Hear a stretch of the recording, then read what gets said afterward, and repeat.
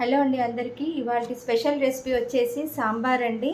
బగోనీలో కొద్దిగా నూనె తీసుకొని అందులో శనగపప్పు, ఆవాలు, జీలకర్ర, మెంతులు, ధనియాలు, ఎండుమిరపకాయలు, కొబ్బరి, తర్వాత 4, 5 వెల్లుల్లి రెమ్మలు ఇవన్నీ కూడా వేసుకొని కొంచెం దూరగా వేయించుకోవాలండి.